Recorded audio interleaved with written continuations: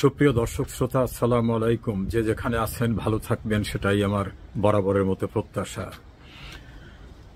সাম্প্রতিক সময়ে একটি আলোচনা বেশ ঝড় তুলেছে। সেনাপ্রধান ভারতে একটি সফরে যাওয়ার প্রাসঙ্গিকতা নিয়ে, সেটা নিয়ে আজ আপনাদের সঙ্গে কথা বলতে চাই।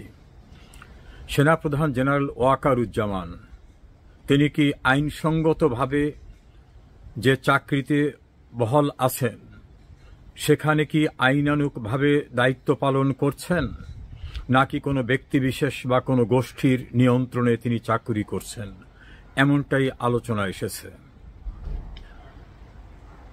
প্রধানমন্ত্রী শেখ হাসিনা প্রতিরক্ষা মন্ত্রণালয়ের মন্ত্রী ছিলেন। সঙ্গত কারণেই সশস্ত্র বাহিনী প্রতিরক্ষা মন্ত্রণালয়ের অধীনে 2024-এর 5 আগস্ট প্রধানমন্ত্রীর নির্দেশনা সম্পূর্ণরূপে উপেক্ষা করেন তিনি। আইন অনুযায়ী প্রধানমন্ত্রী যেহেতু ওই মন্ত্রণালয়ের মন্ত্রী, তার নির্দেশনা, তার আদেশ প্রতিপালন করা তার আইনগত এবং সাংবিধানিক দায়িত্ব থাকলেও তিনি সেটা করেননি।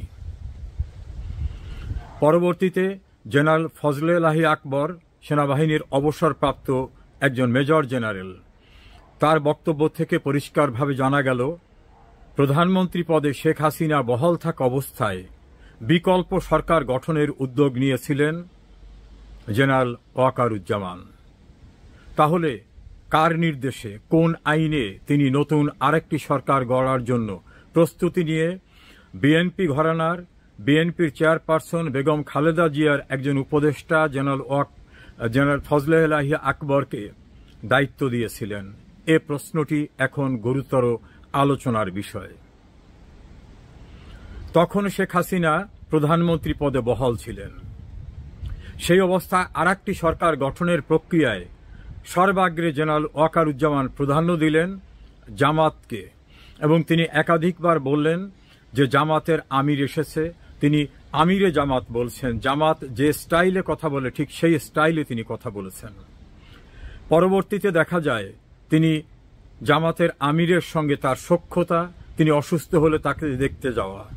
একইভাবে আরেকটি রাজনৈতিক দলের প্রধান বেগম খালেদা জিয়াকেও সপরিবারে তিনি দেখতে গিয়েছেন। ক্রমান্বয়ে দেখা যায় তিনি জামাত, বিএনপি এদের সঙ্গে তার সখ্যতা, সৌজন্যতা প্রকাশ্যভাবে রূপ নিয়েছে। সর্বশেষ ভারতে একটি সফরে যাওয়ার কর্মসূচি নিয়ে আলোচনা হচ্ছে যে তার উপর মনস্তাত্ত্বিক চাপ আছে, তিনি ভারতে যেতে পারবেন না। এই চাপ কারা দিচ্ছে? শোনা যায় বিএনপি, জামাত এবং বৈষম্য বিরোধী ছাত্র আন্দোলনের যে দল এনসিপি, তাদের পক্ষ থেকে এই চাপ। তাহলে তিনি কার অধীনে চাকরি করছেন, কাদের দ্বারা নিয়ন্ত্রিত হচ্ছেন? সেনাপ্রধান পদে দায়িত্বরত থাকা অবস্থায় তিনি অবসরপ্রাপ্ত সেনাবাহিনীর কর্মকর্তাদের দ্বারা প্রভাবিত হয়েছিলেন। এটা যারা প্রভাব বিস্তার করেছিল তারা পরিষ্কারভাবে বাইরে বারবার বলেছে, সামাজিক যোগাযোগ মাধ্যমে লিখেছে।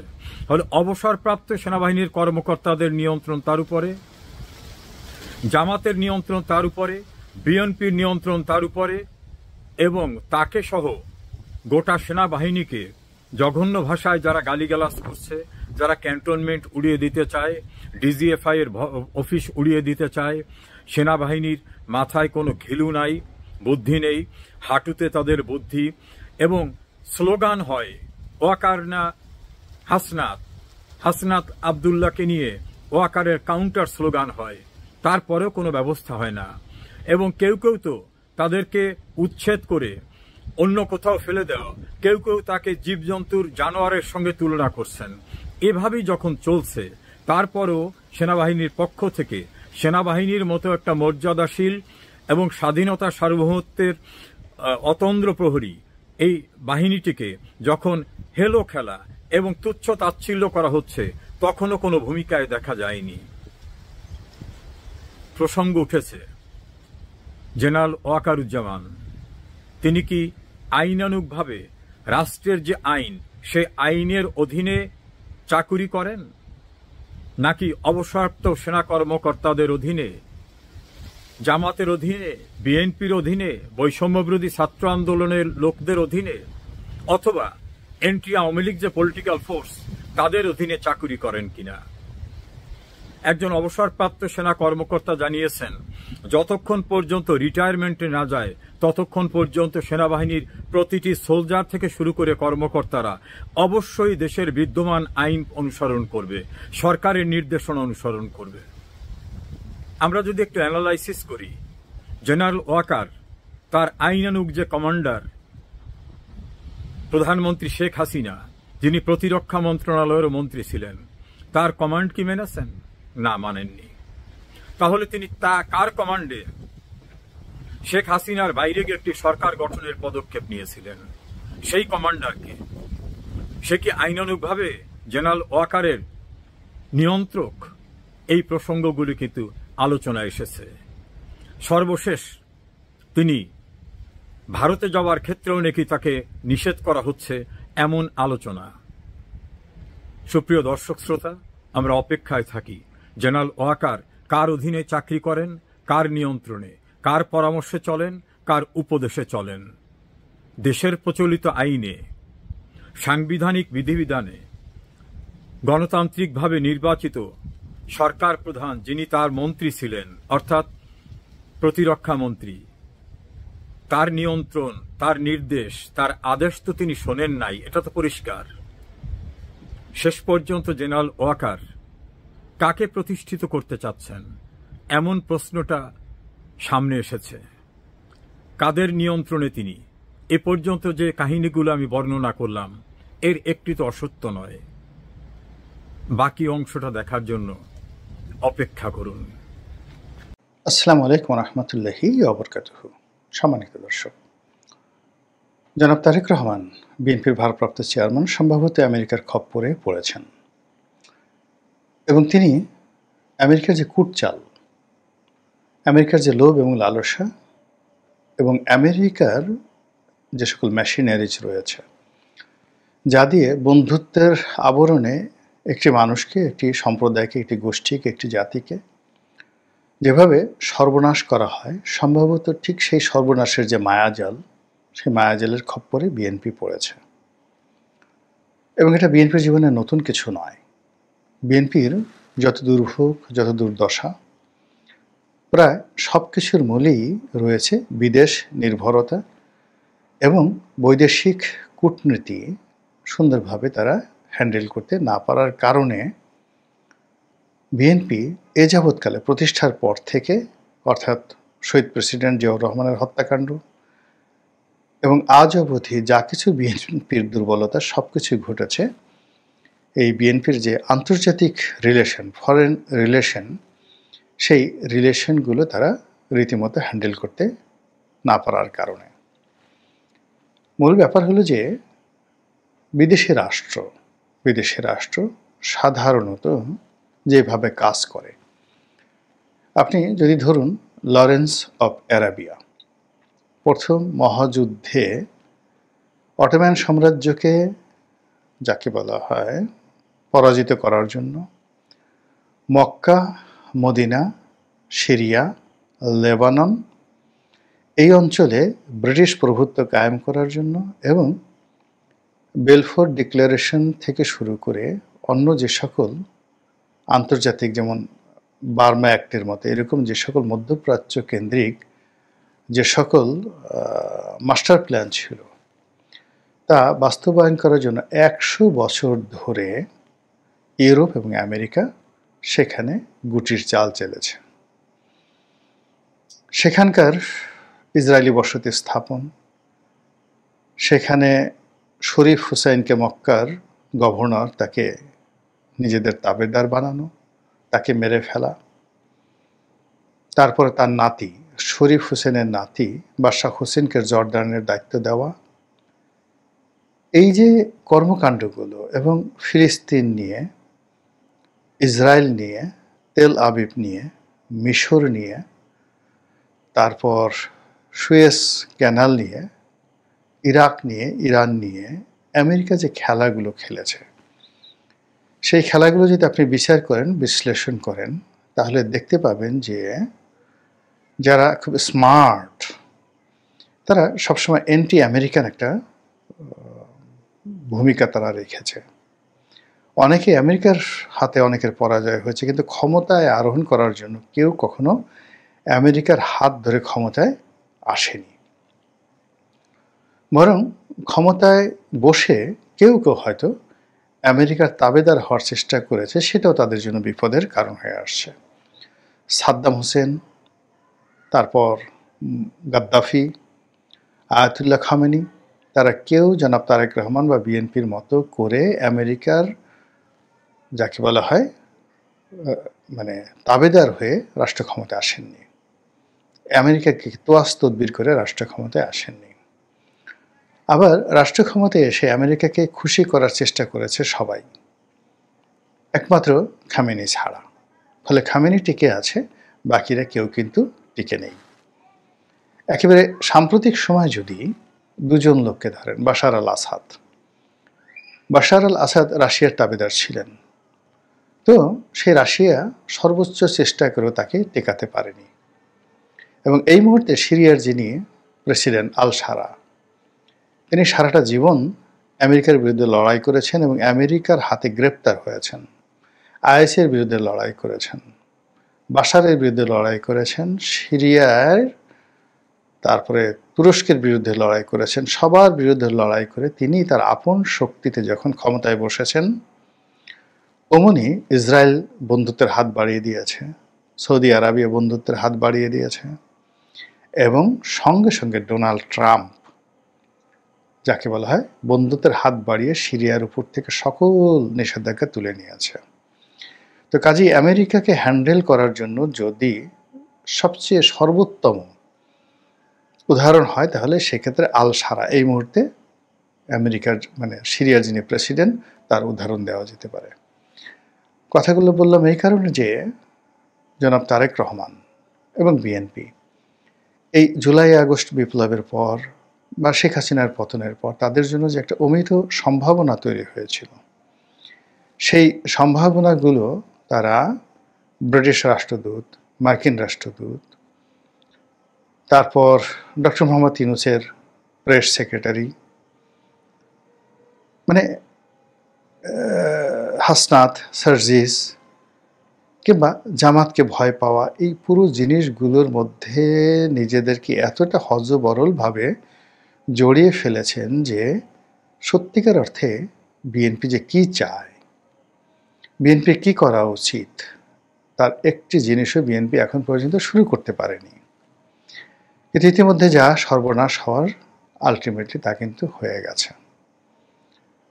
বাংলাদেশে কখনই কোনো বিদেশি তাবেদার শক্তি কখনো কাউকে ক্ষমতায় বসাতে পারেনি।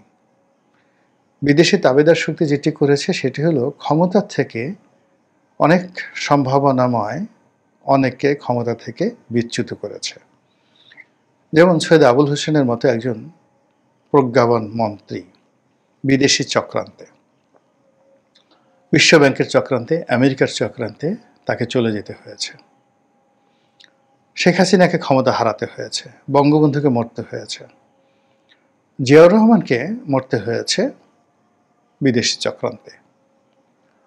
কিন্তু যারা ক্ষমতায় এসেছে, বলতে গেলে এরশাদ সাহেব এবং 111-এর মঈনুদ্দিন ফখরুদ্দিন ছাড়া অন্য কেউ কখনো বিদেশি মদদে ক্ষমতায় আসেননি। তাদের পিছনে বিদেশি মদদ ছিল। হয়তো এখন এই যে ডিপ স্টেটের কথা বলা হচ্ছে, এখন এদের অনেকের বিরুদ্ধে বলা হয় যে বিদেশি মদদ আছে, কিন্তু মূল ব্যাপার হলো যে প্রকৃতি ঘটনাটা ঘটিয়ে দিয়েছে। এখানে বিদেশের কোনো হাত ছিল না। কিন্তু বিদেশিরা বিভিন্ন গ্রুপের সাথে যে যোগাযোগ রক্ষা করেছে, এর মধ্যে সবচেয়ে সংগঠিত যে গ্রুপটি ছিল, তারাই এই সুযোগটা নিতে পেরেছে, বাকিরা নিতে পারেনি। এই যে, আর কিছু না। তো কাজেই ক্ষমতায় আসাটা আসলে কখনো বিদেশিদের উপর নির্ভর করে না, কিন্তু ক্ষমতার থেকে চলে যাওয়াটা প্রায় বিদেশিদের উপর নির্ভর করে। এটা এখন নয়, সেই প্রাচীন যুগ থেকেই। ক্ষমতায় বসার পর আসলে বিদেশিদের খুব বেশি দরকার, কিন্তু ক্ষমতায় যাওয়ার জন্য আসলে কখনো বিদেশি সহযোগিতা একদম দরকার হয় না। ধরুন এখন ডক্টর মোহাম্মদ ইউনূস ক্ষমতা আছেন। তাকে এই ক্ষমতায় যদি টিকে থাকতে হয় তাহলে আপন শক্তিমত্তায় টিকে থাকতে হবে। আর তিনি যেভাবেই ক্ষমতায় আসছেন না কেন, ক্ষমতা থেকে যদি তাকে চলে যেতে হয় তাহলে বিদেশি শক্তিগুলো এখানে অনেকটা নিয়ামক ভূমিকা পালন করবে। আগামীতে বিএনপি, আওয়ামী লীগ এই দুটো দলের যারাই ক্ষমতায় আসুন না কেন, আপন শক্তিমত্তা দ্বারা, কৌশল দ্বারা তাদেরকে ক্ষমতায় আসতে হবে। এটাই বাস্তবতা। তো সেই দিক থেকে সেই একজন মার্কিন রাষ্ট্রদূত তিনি লন্ডনে গিয়ে তারেক রহমান সাহেবের সাথে দেখা করবেন, তারপরে তাকে একটা গ্রিন সিগন্যাল দেবে। এই গ্রিন সিগন্যালের প্রেক্ষিতে প্রার্থী সিলেকশন হবে, তারা গিয়ে ভোট করবেন, ভোটের পরে নির্বাচিত হবেন। তারেক রহমান সাহেব বাংলাদেশে নির্বাচনের আগে আসবেন, পরে আসবেন, এটা কোনোদিন হবে না। এর কারণ হলো তারেক রহমান সাহেবের সঙ্গে বিএনপির সঙ্গে আমেরিকার যে একটা ধারাবাহিক সম্পর্কটা রয়েছে, বিশেষ করে 2001 সন থেকে আজ অবধি 25 বছর, সেই সম্পর্কের কোন জায়গাটি আপনি একটু বলেন তো সালাউদ্দিন সাহেব, মির্জা ফখরুল সাহেব কিংবা তারেক রহমান সাহেব কিংবা তার পররাষ্ট্র উপদেষ্টা যারা আছেন সকলের কাছে আমার প্রশ্ন যে গত 25 বছরে আমেরিকার সঙ্গে আপনাদের এমন কি বন্ধুত্ব আছে, এমন কি সম্পর্ক আছে যার ভিত্তিতে আপনি তাদেরকে বিশ্বাস করতে পারেন? কিচ্ছু নেই। অধিকাংশ আমেরিকা এবং কানাডাতে 2001 থেকে 2006 সনের যে শাসনকাল, বিএনপির শাসনকাল, সেই পুরো শাসনকালকে একটি নেতিবাচক শাসনকাল, একটি দুর্নীতির শাসনকাল।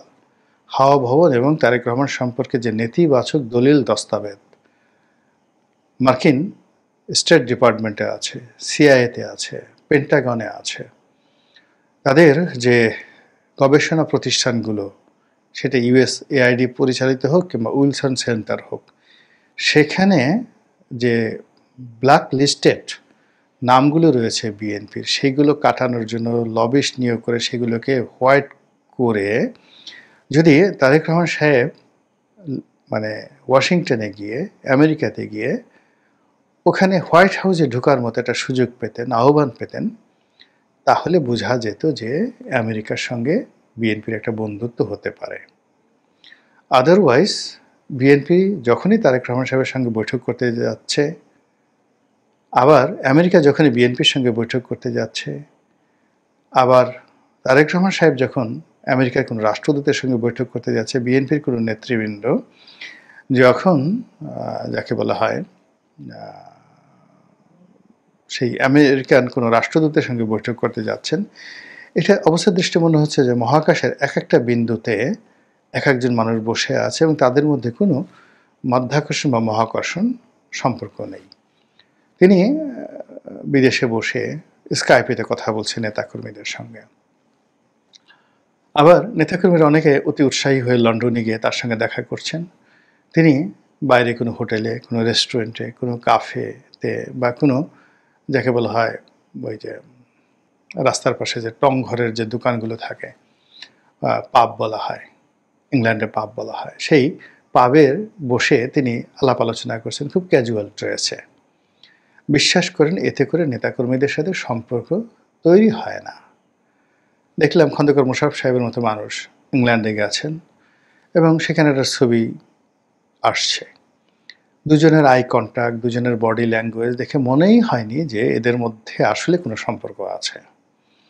যদি এমন একটা দৃশ্য দেখতে পেতাম যে তারেক রহমান সাহেবের বাসায় অনুষ্ঠান হচ্ছে, এক টেবিলে বসে খাচ্ছেন, ইভেন বাংলাদেশি কালচার তো আছে, দেখুন কোনো একটা ডিল হয়নি, কিন্তু 2006 সনে তারেক রহমান সাহেব একবার এরশাদ সাহেবের বাসায় গিয়েছিলেন। তো তাকে সম্মান জানানোর জন্য এরশাদ সাহেবের বাসায় রান্না হয়েছিল, এক টেবিলে বসছেন, কথাবার্তা হয়েছে, চমৎকার একটা পরিবেশ হয়েছে, কিন্তু আলোচনায় ভালো ফলাফল হয়নি। কিন্তু এটাই বাংলাদেশের কালচার। তো সেই কালচারটি আমরা এখন পর্যন্ত তারেক রহমান সাহেবের লন্ডনের যে বাসা সেখানে দেখিনি। তার স্ত্রীকে নিয়ে, তার সন্তানকে নিয়ে বিএনপির যারা নেতাকর্মী তাদের স্বপ্নের শেষ নেই। জাইমা বিএনপির নেতাকর্মীদের চোখের মণি, কিংবা মিসেস তারেক রহমান অর্থাৎ ডক্টর জুবাইদা, তিনি দলের মধ্যে অসম্ভব জনপ্রিয়, কিন্তু এই জনপ্রিয়তা অনেকটা মানে ফুলানো ফাঁপানো বেলুনের মতো। এটি নষ্ট হতে একটা মিনিট সময় নেবে না। যখনই এই নেতাকর্মীরা তাদের কাছ থেকে কাঙ্ক্ষিত ব্যবহার আচরণ না পাবেন, মুহূর্তের মধ্যেই জনপ্রিয়তাটা উল্টে যাবে। আর এটাকে ধরে রাখার জন্য যেটি দরকার সেটা হলো the family relation and adoption, যেটা তারেক রহমান সাহেব লন্ডনে বসে পারছেন না, করছেন না, হচ্ছে না, এরকম একটা অবস্থা। তো এই গেল বিএনপি নেতাকর্মী। অন্যদিকে এই যে রাষ্ট্রদূতদের সাথে সম্পর্ক, মানে আমি কি বলবো, একটা সময় প্রায় বাংলাদেশে ইউরোপিয়ান বলেন, স্ক্যান্ডিনেভিয়ান বলেন, এশিয়ান বলেন, সকল রাষ্ট্রদূতের সঙ্গে আমার একটা ভালো সম্পর্ক ছিল। বিভিন্ন গোয়েন্দা সংস্থার লোকজন, আমি যখন সংসদ সদস্য ছিলাম, একেবারে টপ টু লো, তাদের সঙ্গে ভালো সম্পর্ক ছিল। বিশ্বাস করেন, আমার ক্ষতি ছাড়া লাভ হয়নি, একটি পয়সার উপকার হয়নি। এদেরকে যে কয়বার খাইয়েছি 5 স্টার হোটেলে, বা এদের কথা মতো সব কাজ বাদ দিয়ে বিভিন্ন দূতাবাসে এদের অনুষ্ঠানে উপস্থিত হয়ে নিজেকে যতটা আহ্লাদিত মনে করেছি, এটা সময়ের অপচয় ছাড়া আর কিচ্ছু না। ফলে এখন আমাকে কোটি টাকা দিয়েও কেউ কখনো ওই সমস্ত জায়গায় নিতে পারবে না, যাইনি কখনো। অহেতুক কর্মকাণ্ড। তো এই যে আমেরিকার সঙ্গে যে তারেক রহমান সাহেবের যে সম্পর্কটা, এই সম্পর্কটার ভিত্তিটা বিশ্লেষণ করতে হবে যে কেন এই সম্পর্কটা ফ্রুটফুল এবং এই সম্পর্কটিকে বিশ্বাস করা যায়। একই ভারতের ক্ষেত্রে প্রযোজ্য। যেখানে কোনো রুট নেই, কোনো রিজন নেই, কারণ নেই, সেখানে রাতারাতি এই সম্পর্কটা হবে না। বরং এই সম্পর্কটা যদি এখন কি করার চেষ্টা করে, মূলত তারেক রহমান সাহেবকে ঠকানোর জন্য, বিএনপিকে ফাঁদে ফেলানোর জন্য, যেভাবে পরপর 3 বার বিএনপি এই আমেরিকার খপ্পরে পড়েছে। 2014 সনে বিএনপির যে আন্দোলন ছিল, ওটা যদি কন্টিনিউ করতো তাহলে আওয়ামী লীগ সরকার টিকতে পারতো না। কিন্তু ড্যান ডব্লিউ মজিনার সেই যে মিষ্টি মিষ্টি কথায় বিএনপি আন্দোলন থেকে সরে আসলো। 2018 সনে পর্দার আড়ালে যে খেলাধুলা হয়েছিল এবং আমেরিকা যে অ্যাসুরেন্স দিয়েছিল, সেইটাকে বিএনপি বিশ্বাস করেছিল। আবার মিস্টার পিটার ডি হাস যেভাবে বিএনপির আস্থা অর্জন করেছে এবং বিএনপিকে দিয়ে যে সকল কর্মকাণ্ড করিয়েছে, কর্মকাণ্ড করে পুরো রেজাল্টটি এই ডক্টর মোহাম্মদ ইউনূসের পায়ের কাছে দিয়ে দিয়েছে। আর ফলে এখন পুরো বিএনপি, ইচ্ছাই হোক অনিচ্ছাই হোক, ডক্টর মোহাম্মদ ইউনূস এবং তার যারা সঙ্গী সাথী রয়েছেন, তাদের সবার পিছনে হাত ঘষতে ঘষতে, তেল দিতে দিতে তাদের পিছে পিছে ঘুরতে হচ্ছে। সামনে নির্বাচনের যে কথাবার্তা হচ্ছে, হবে কি হবে না, বিএনপি জিতবে কি জিতবে না, পারবে কি পারবে না, সেটা এই বিষয়ে আলোচনারই পর্যায়ে আসেনি। এখন যেটি আলোচনার পর্যায়ে, সেটা হলো বিএনপি এখনও ঠিক সেই 2014, 18, 24 যেভাবে তাদের যে মার্কিন নির্ভরতা, যে নির্ভরতার কোনো বেসিস নাই। যদি তারেক রহমান সাহেব লন্ডনে তার সঙ্গে এই যে রাষ্ট্রদূত, বাংলাদেশের ভারপ্রাপ্ত রাষ্ট্রদূত দেখা করতে যাচ্ছেন, আমি হলে বলতাম যে আমি আমেরিকাতে গিয়ে তোমাদের পররাষ্ট্রমন্ত্রীর সঙ্গে কথা বলতে চাই, প্রেসিডেন্টের সঙ্গে কথা বলতে চাই, আমি ফিউচার প্রাইম মিনিস্টার। তোমরা যদি আমাকে ভবিষ্যতের বাংলাদেশের প্রধানমন্ত্রী মনে করো, তাহলে আমাকে সেই প্রোটোকল দিয়ে আমেরিকাতে নাও। এর কারণ হলো, আমি শুনেছি আমেরিকা তোমরা আমাকে ব্ল্যাক লিস্ট করে রেখেছ, ব্লক করে রেখেছ। এটা যে করনি, এটি আমি প্রমাণ চাই। তো এরকম যদি একটা বক্তব্য হতো, কথাবার্তা হতো, তাহলে সেক্ষেত্রে তার মধ্যে যে স্টেটসম্যানশিপ বা রাষ্ট্রনায়কোচিত যে গুণাবলী রয়েছে, সেটি প্রকাশিত হতো। তা না করে বাংলাদেশের একজন ভারপ্রাপ্ত রাষ্ট্রদূত, তিনি সেখানে গেলেন না, তার সঙ্গে দেখা করলেন, কথাবার্তা হলেন, আর সেই আনন্দে বিএনপির লোকজন সেই বগল এমনভাবে বাজানো শুরু করলো এবং সেই বিভিন্ন শোরুমে গিয়ে কোর্ট স্যুট টাইয়ের অর্ডার দিয়ে কে কোন মন্ত্রণালয়ে পাবেন, সেই আনন্দে তারা নাচতে শুরু করলো। সবাই সেটা করতে পারে, আমার কাছে এই জিনিসটা ভালো মনে হচ্ছে না। মহান আল্লাহ আমাদের সবাইকে হেদায়েত দান করুন। আসসালামু আলাইকুম প্রিয় দর্শক, গতকালকে হঠাৎ করে আমার কাছে একটা ফোন এসেছিল। ফোনটা করেছিলেন এদেশের একজন খুবই প্রবীণ সাংবাদিক। উনি একসময় ইত্তেফাকি চাকরি করতেন। ওনার বয়স এখন প্রায় 88। ওনার নামটা বললাম না, কারণ আমি ওনার কাছ থেকে অনুমতি নেইনি নামটা বলার, এই জন্যই বললাম না। তো উনি আমাকে ফোন করে যে জিনিসটা জানতে চাইলেন যে তুফাইল আহমেদ কি মারা গেছেন। তো আমি বললাম কি না, আমি যতটুকু জানি যে উনি তো এখনও মারা গেছেন বলে ডিক্লেয়ার্ড না, ঘোষিত হননি। উনি বললেন যে আমি একটা ভিডিও দেখলাম, সেখানে একজন লোক বলছে কেঁদে কেঁদে যে তুফাইল আহমেদ মারা গেছেন এবং ওনার লাশ দেওয়া হচ্ছে না, এবং মানে কেন দেওয়া হচ্ছে না, সরকার কি ভয় পাচ্ছে কি না, ওনার জানা যায় কত লোক হতে পারে, এই সমস্ত নানা ধরনের কথা, চিকিৎসার কেউ খরচ বহন করা না, এই ধরনের নানা ধরনের মানে আবেগপূর্ণ কথাবার্তা বলেছেন। তো এই জন্য আপনাকে আমি ফোন করলাম। এবং সেই সঙ্গে উনি এটাও জানালেন, উনি অনেক দিনের পুরনো সাংবাদিক, তো উনি একসময় ইত্তেফাকে চাকরি করতেন এবং ইত্তেফাকে থাকাকালীন উনি দেখেছেন যে বঙ্গবন্ধুর সঙ্গে মানিক মিয়ার সম্পর্ক, এটা উনি নিজের স্বচক্ষে দেখেছেন। এবং উনি এটাও বললেন যে বঙ্গবন্ধু নাকি নিজে বলেছেন যে তার দুটো হাত, একটা ডান হাত হলো তাজউদ্দিন আহমেদ এবং বাম হাত হলো তুফাইল আহমেদ। মানে তুফাইল আহমেদকে উনি এতটাই গুরুত্ব দিতেন। আমাদের স্বাধীনতা যুদ্ধ এবং তার আগের যে গণ অভ্যুত্থান, সেখানেও তুফাইল আহমেদের ভূমিকার কথা কিন্তু আমরা সবাই জানি। মধ্যে কথা যে বাংলাদেশের যে ইতিহাস, সেই ইতিহাসের একটা গুরুত্বপূর্ণ নাম হচ্ছে জনাব তুফাইল আহমেদ।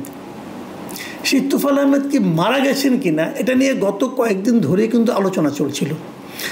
যেহেতু কোনো সুস্পষ্ট বক্তব্য পাওয়া যাচ্ছে না, খুব বেশি একটা আলোচনা হচ্ছে না, মেইন স্ট্রিমের যারা পত্রিকাগুলো আছে তারাও এটা নিয়ে কোনো নিউজ করছেন না, তো এটা নিয়ে আমি নিজেও একটু কনফিউজ ছিলাম। এবং আমাদের ওই সাংবাদিক ভাইয়ের কথা শুনে আমি নিজে আরও একটু কনফিউজ হলাম। তবে আজকে আমি একটু খোঁজখবর নেওয়ার চেষ্টা করেছি, সে আলোচনায় আসছি।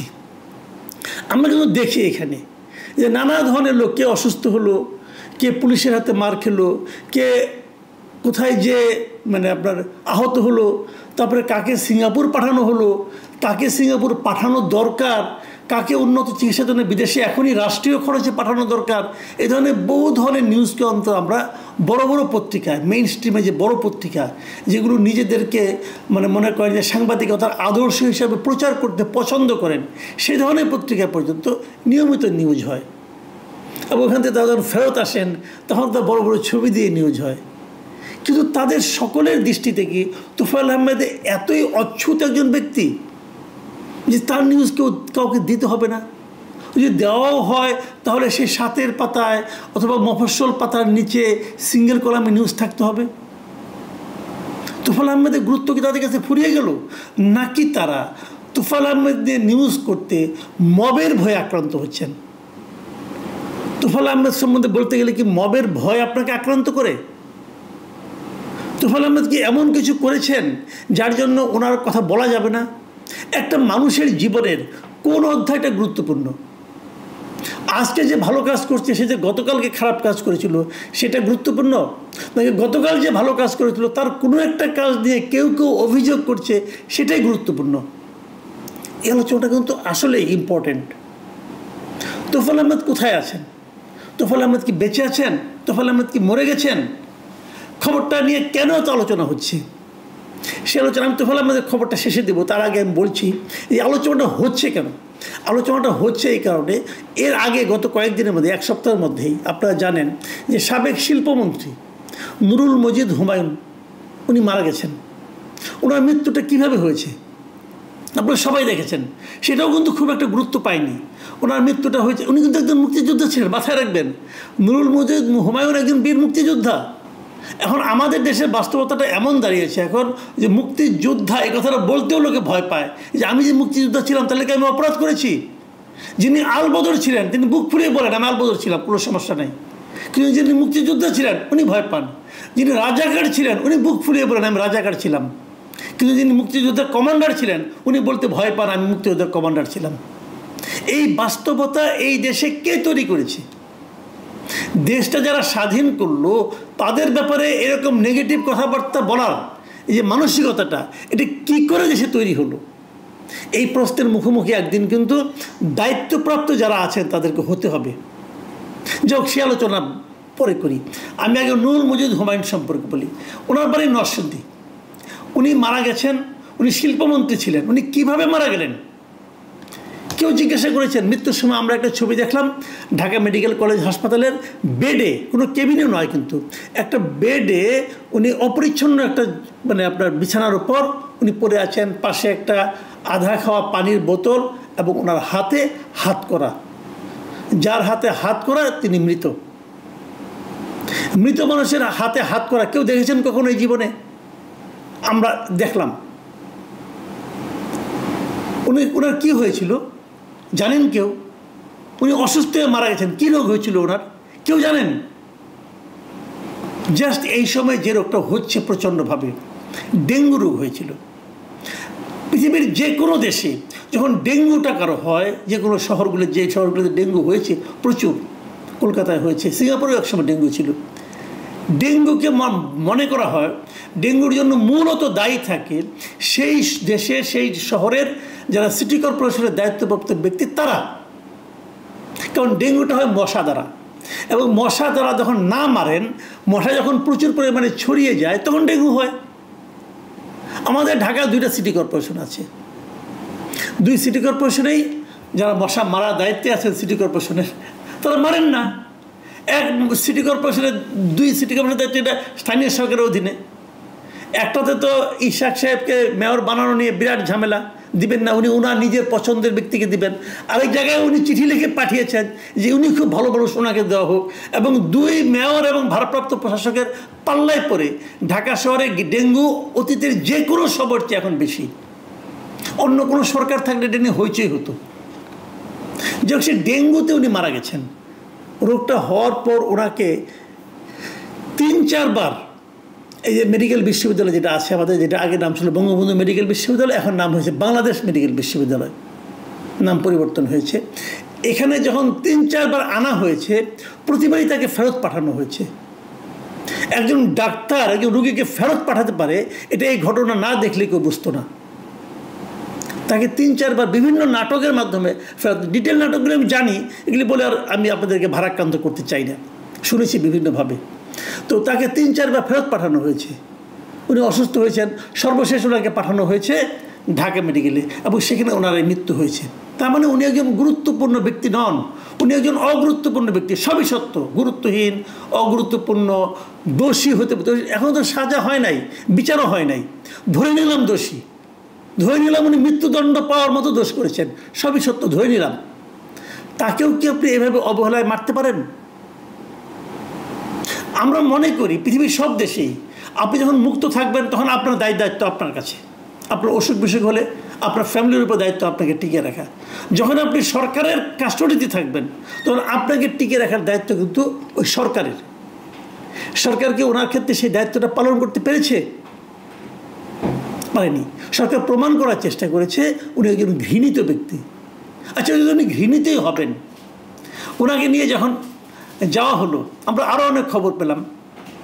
সেটা হলো ওনাকে নিয়ে যাওয়া, উনি কিন্তু যেখানে উনি ওনার যে নির্বাচনী এলাকার উনি মানে এমপি ছিলেন, এটা 2টো উপজেলা ছিল। সেই 2টো উপজেলা তারা চেয়েছিল 2টা উপজেলা 2টা জানাজা করতে দেওয়া হয়নি। ওনার মৃত্যুর সংবাদ গ্রামে ওই এলাকার লোককে জানানোর জন্য মাইকিং করতে দেওয়া হয়েছিল।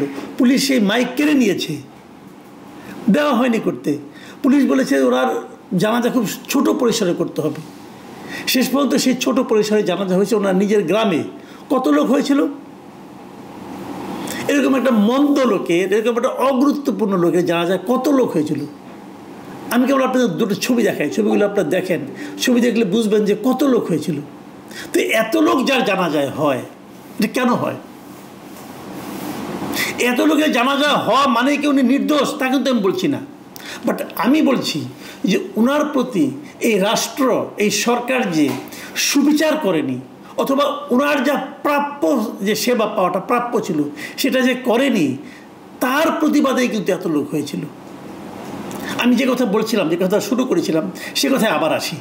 তোফায়েল আহমেদ, উনি এই মুহূর্তে যতটুকু আমি জেনেছি স্কয়ার হাসপাতালে আছেন এবং উনি ক্লিনিক্যালি ডেড। এখন প্রশ্ন উঠতে পারে ক্লিনিক্যালি ডেড মানে কি? ডেড মানে উনি আসলে এখন মেশিনটা খুলে নিলে উনি মারা যাবেন, উনি এই অবস্থায় আছেন। প্রশ্ন হলো উনি কতদিন ধরে ক্লিনিক্যালি ডেড আছেন? কেউ জানেন? আপনাদেরকে কেউ জানিয়েছে কোনো একটা মিডিয়া জানিয়েছে আপনাদেরকে উনি কতদিন ধরে ক্লিনিক্যালি ডেড আছেন? কেউ জানায়নি। তাদের কোনো দায় দায়িত্ব নেই। তোফাল আহমেদের মতো একজন লিডারকে ওনার যে কী অবস্থা, শারীরিক কন্ডিশনটা কী, এটা জানানোর কেউ কোনো প্রয়োজন বোধ করেনি। কেন? ওনার কি সুচিকিৎসার জন্য বাইরে নেওয়া দরকার ছিল? আমি বলতে পারবো না, কিন্তু ছিল কি? কেউ কি সেই নিউজটাও করেছেন? তাও করেননি। তবে আমরা জানি যে নুরুল হক নূর, ওনাকে চিকিৎসার জন্য বাইরে নেওয়া হয়েছিল, আবার উনি আজকে এসেছেনও বটে, কোনো সমস্যা নেই, ওনারা বড় নেতা, অবশ্যই ঠিক আছে। কিন্তু এই দেশটা জন্মের সময় যে লোকগুলি জড়িত ছিলেন তাদের ব্যাপারে এই অবহেলাটা কেন? প্রিয় দর্শক, আমি সেই কথাটাই বলে শেষ করব যে কেন এই সমস্ত গোপনীয়তা, কেন এমন ঢাক ঢাক গুড়গুড়, কেন এমন অবহেলা? অনেকে এমন কথাও বলছেন যে ওনার মৃত্যু সংবাদ শুনলে হয়তো অনেক লোকে ভিড় করবে, ভোলায় ওনার জানাজা করতে দেওয়া হবে কিনা সেটা নিয়ে আলোচনা হচ্ছে, নাকি ঢাকায় হবে, ভোলায় হলে জনসমুদ্র হবে কিনা সেটা নিয়েও অনেকে ভয় পাচ্ছেন, লজ্জা পাচ্ছেন। আমি জানি না কোথায় কি। আমি কেবল এটুকুই বলতে চাই যে দেশটা তো এখন আমরা একটা শান্তির দিকে যাচ্ছি, এরকমই তো দাবি করা হচ্ছে, তাই না? আমরা শান্তিপূর্ণ যাওয়ার দায়িত্ব নিয়েছেন যে সরকার, সেই সরকারের আমলে আমরা মৃত্যু এবং মৃত্যু পরবর্তী কর্মকাণ্ডগুলো স্বাভাবিক প্রক্রিয়ায় হবে, সেটাই তো আশা করতে চাই।